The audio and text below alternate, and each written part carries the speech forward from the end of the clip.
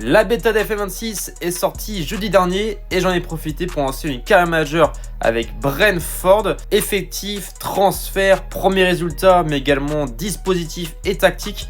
Je vais tout vous réexpliquer sur ce que j'ai fait avec Brentford, une carrière que vous pouvez suivre d'ailleurs en live sur Twitch, Yvan parle foot, alors n'hésitez pas à vous abonner. Tout d'abord, au niveau des transferts, j'ai fait quelques recrues, avec notamment le milieu de terrain allemand Rocco Reitz du Borussia Mönchengladbach, qui avait une clause à 20 millions d'euros alors qu'il vaut 45 maintenant dans mon effectif, donc une super recrue.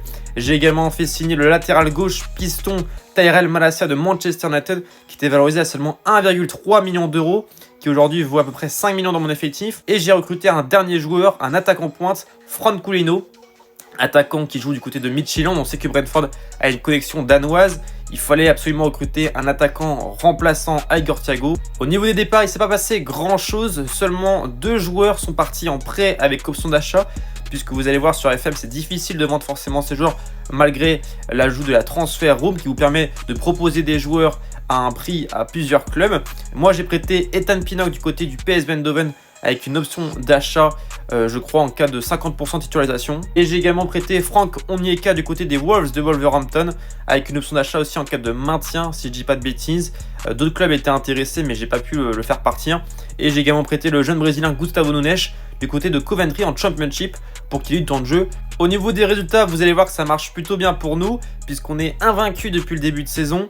On a commencé par un match nul du côté de Nottingham Forest avec un but d'Igor Thiago, puis un nul contre Aston Villa avec Mathias Jensen en buteur. Derrière une victoire en Cup contre West Ham grâce au premier but de Francolino.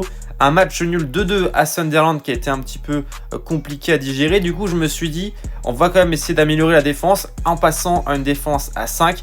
Et ça a marché contre Chelsea et Forest en Cup, puisqu'on a gagné à 2 reprises. Voici notamment le système utilisé lors de la victoire contre Chelsea, un 5-2-3 à peu près, avec 2 milieux de terrain à vocation offensive, comme notamment pour Mathias Jensen, des pistons très hauts, une défense à 3 qui fonctionne très bien, et un trio d'attaque. Pour le prochain match, j'ai choisi de mettre Kevin Schade parce qu'Igor Thiago manque un petit peu de profondeur pour avoir des occasions, et surtout que Nelson a été pas mal, pour ça que j'ai décidé de le mettre à gauche aux côtés de Ouattara. Et du coup, en début de saison, ça ressemblait plus à ça, un 4-2-3-1, avec là, du coup, c'est Ayer qui est positionné à ce poste-là, mais c'était plutôt Henderson. À la place de Jensen, c'était Damsgaard. Les latéraux étaient un poil moins hauts, mais là, j'ai dû m'adapter par rapport à l'effectif. Et toujours le trio d'attaque où vous voyez, là, pour le coup, j'ai remis Igor Thiago. Et du coup, au niveau du classement, on est 10ème de Première Ligue, juste devant Arsenal, qui fait pas un grand début de saison.